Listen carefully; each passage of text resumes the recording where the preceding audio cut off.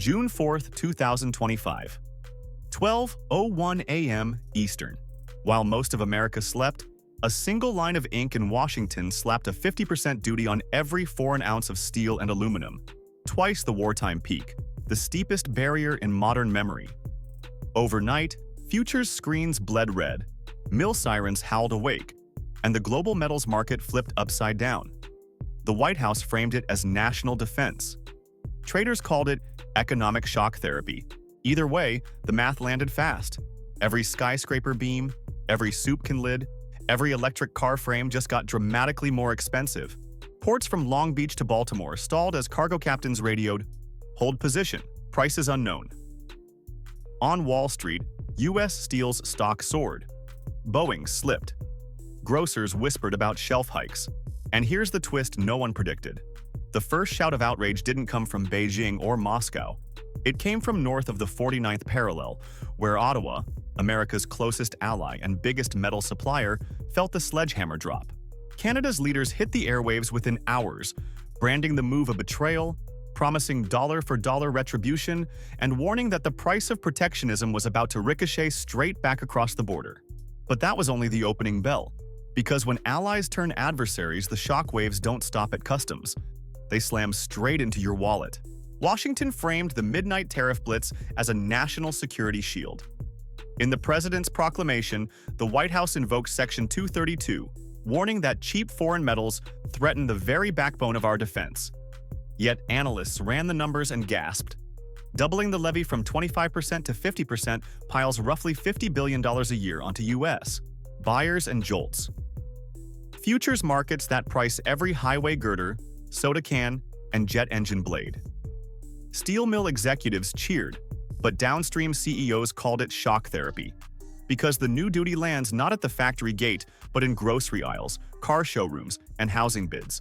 Supporters hailed the move as a long overdue lifeline for Rust Belt towns, yet critics countered that America was swinging a hammer at its own supply chain. Wall Street mirrored the split. U.S. Steel's ticker leapt on opening bell, while Boeing's and Ford's slipped as investors braced for pricier inputs. If the goal was strength, the risk was sticker shock. And the first ally to feel that sting wasn't Beijing or Moscow. It was Ottawa, where cabinet ministers woke up to discover that half of the aluminum and a quarter of the steel feeding U.S. factories had just been taxed into oblivion. Their message? Retaliation is coming. Ottawa awoke on June 4th to discover half of its aluminum and most of its primary steel, lifelines for U.S. factories, had been taxed into near oblivion. Canada supplies more than 50% of America's aluminum and roughly 60% of its primary ingots. Overnight, those shipments now carried a 50% toll. Within hours, Ontario Premier Doug Ford thundered on local radio, "Match the Americans, add another 25%, and if they don't listen, flip the switch on the power lines." Ford reminded Washington that Ontario electricity keeps the lights on for 1.5 million U.S. homes and factories and threatened to tax that flow next. Foreign Affairs. Minister Melanie Joly took a different tack, steel-toed but strategic. Touring a Hamilton mill on June 6th, she pledged that every federal infrastructure and defense contract would now use Canadian-made metal, no exceptions. "We won't let unfair trade practices hold back Canada's steel industry. Not now, not ever," she declared. The federal playbook is already thick. Back in March, Ottawa fired a warning shot, 155 billion Canadian dollars in dollar-for-dollar tariffs on U.S. goods, ready to expand at a moment's notice. Labor giants, Unifor and the United Steelworkers lined up behind the government, demanding immediate counterblows to shield smelters and auto plants from job losses. In less than 48 hours, the closest trade partnership on Earth looked more like a staring contest. Canada signaled it will not play the 51st state, and Washington now faces a neighbor willing to weaponize power grids, procurement laws, and a tariff arsenal of its own. But anger north of the border is only half the story, because as Canada draws its red line, price shocks are already rippling through every U.S. grocery aisle and construction site. By daybreak, the tariff war had already marched off Capitol Hill and straight onto Main Street. Home builders were first to flinch. The National Association of Home Builders calculated that pricier rebar, joists, and aluminum window frames would tack $10,900 onto the cost of an average new house before a single shovel hit dirt. Grocery chains felt the squeeze next. The Can Manufacturers Institute warned that the tin plate steel inside every tuna can or soup tin now carried a double tax, pushing shelf prices up 9 to 15% and threatening to price out the very families who rely on canned goods to stretch paychecks. Even weekend pleasures suddenly looked expensive. Craft brewers, who package more than 3/4 of their beer in cans, watched keg and can costs leap 15 to 30%, a hit big enough to shutter tap rooms or force a painful hike at the bar. And the raw materials market? The Midwest aluminum premium broke through 58 cents per pound, a 164% jump since January, adding roughly $1,300 to every metric ton of metal that U.S. manufacturers now have no choice but to buy. For consumers, this isn't politics.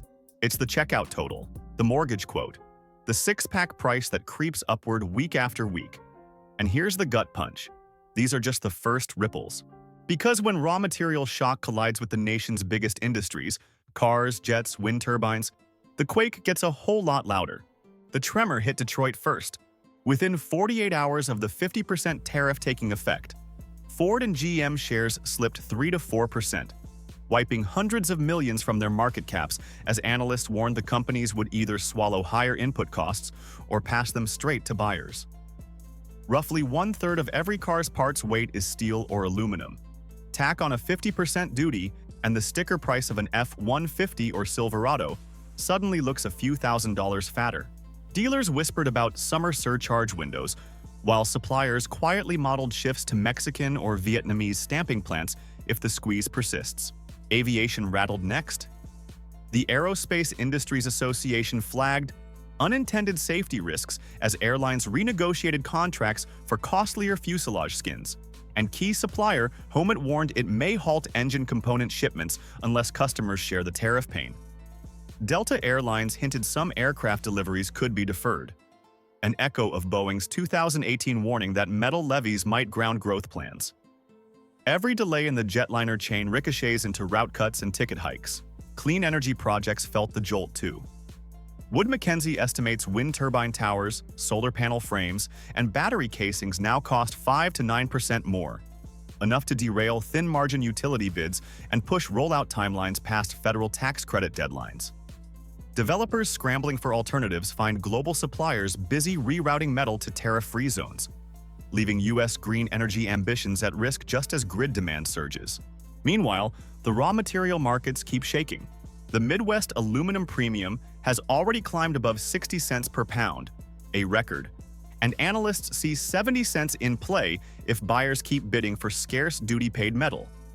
That extra $1,300+ per metric ton cascades from beverage cans to jet wings, cementing inflation rather than easing it. In short, the tariff that promised to fortify one sector is ricocheting across many. Cars pricier, planes delayed, wind farms stalled, and input costs still climbing. And the aftershocks aren't done, because as global suppliers reroute metal and allies line up counterpunches, the trade map itself is rewriting in real time. The first winners in the tariff scramble weren't American mills, they were miles away in the Persian Gulf. Before the June 4th hammer fell, the UAE raced 68,000 tons of aluminum across the Atlantic, more than quadruple its March 2024 total, as buyers rushed to beat the clock. That single surge set a 2-year monthly record and signaled a new rule of trade. Move fast, move early, and aim for the gaps America leaves behind. South America read the playbook next. On May 27th, Brasilia renewed 25% safeguard tariffs on 19 steel products and slapped 4 more on the list, proudly shielding its mills while dangling quotas for friendly buyers. Within a week, analysts tracked Brazilian billets pivoting toward India and Southeast Asia, corridors once dominated by U.S. orders. Turkey followed, hijacking the disarray. With domestic demand soft, Istanbul exporters rerouted finished steel to Malaysia, Vietnam, and Mexico. Markets suddenly starved of southbound cargo. Industry chatter in Ankara calls it a once-in-a-decade window to lock in long-term contracts before Washington blinks. Europe, meanwhile, is bracing for collateral damage.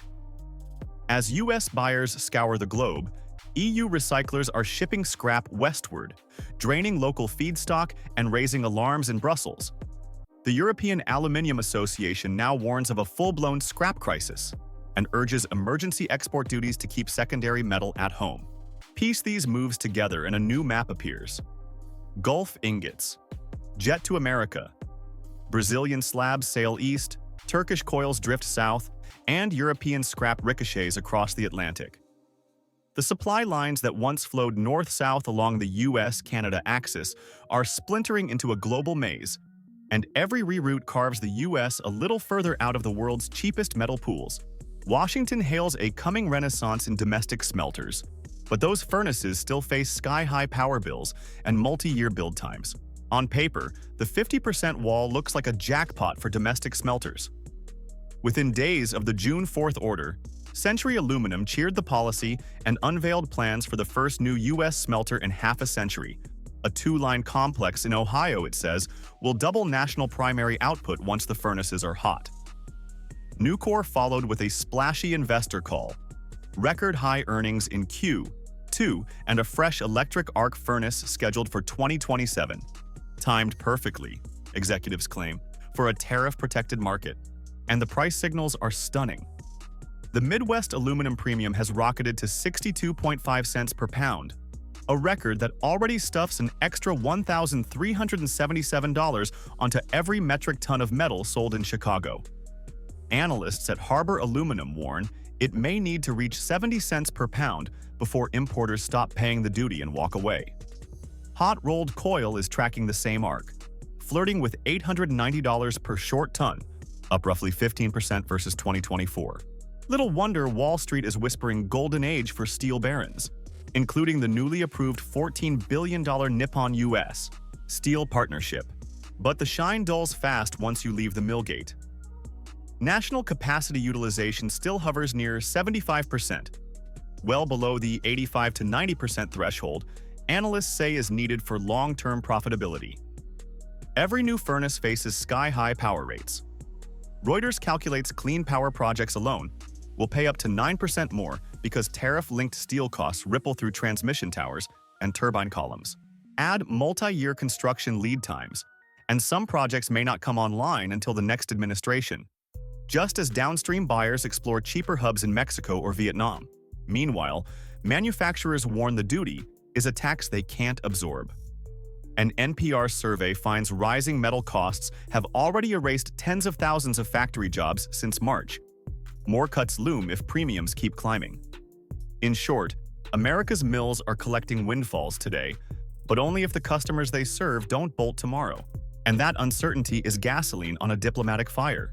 As U.S. allies weigh tit-for-tat strikes and carve-outs expire, the next move could turn a tariff spat into a full-blown trade war. Canada fired the first shot back. Prime Minister Mark Carney told Parliament his government is preparing reprisals if the 50% duty isn't lifted, while labor giant Unifor demands dollar-for-dollar payback. Ottawa's menu already includes a standing 25% tariff list on U.S. metals and consumer goods, and Ontario Premier Doug Ford is openly floating a surcharge on the electricity that powers 1.5 million American homes. Mexico is next in the queue. Economy Minister Marcelo Ebrard warned that if negotiations fail, Mexico will unveil its own measures within days. Behind closed doors, Washington is dangling a quota deal that would waive or cut the tariff on limited tonnage, but anything above that cap would still get hit with the full 50%. In other words, détente or deterrent, Mexico decides this week. Across the Atlantic, the EU has already locked, loaded, and taken aim. Brussels approved a three-stage package targeting nearly 21 billion euros in US goods, motorcycles, orange juice, even dental floss, while running a fresh consultation on still harsher countermeasures if talks collapse after July 14th. London enjoys a brief reprieve, but the clock is ticking. The UK's 25% cap stays only until July 9th, when its carve-out expires unless a wider trade deal lands. That deadline now looms over the G7 summit in Alberta, where leaders are scrambling to avoid a repeat of the 2018 blow-up. And tariffs top the agenda right alongside the Middle East crisis. Put together, these moves threaten to turn a one-country levy into a multi-front trade war. Allies are lining up counterpunches, supply chains are rewriting themselves again, and the true cost of America First is about to be measured in retaliatory billions. Next, the question no one in Washington can dodge. Who actually pays when the bills land on Main Street? Steel towns may cheer, but Main Street now picks up a tab that stretches from the grocery aisle to the runway tarmac. Every can of beans, every 2x4, every family sedan is carrying a hidden surcharge, one stamped "Made by Tariffs." Yes, a handful of smelters are hiring again and futures traders are pocketing record premiums, yet the math is ruthless. One sector's windfall is another household's rent hike, and as Canada sharpens counter-tariffs, Mexico weighs its own volley, and Europe readies a €21 billion hit list, the price of protectionism is compounding like credit card interest. So ask yourself, how much extra are you willing to pay for a stamp that says American steel inside, if it also means shelling out more for your next car, home, or six-pack? Is this the cost of sovereignty or a self-inflicted wound masquerading as security? Drop your take below because this trade war won't be settled in backroom summits or stock exchange tickers. It will be tallied in grocery receipts, mortgage statements, and the choices each of us makes at the checkout line. The bill has arrived. Now it's up to all of us to decide whether to sign for the charge or send it back.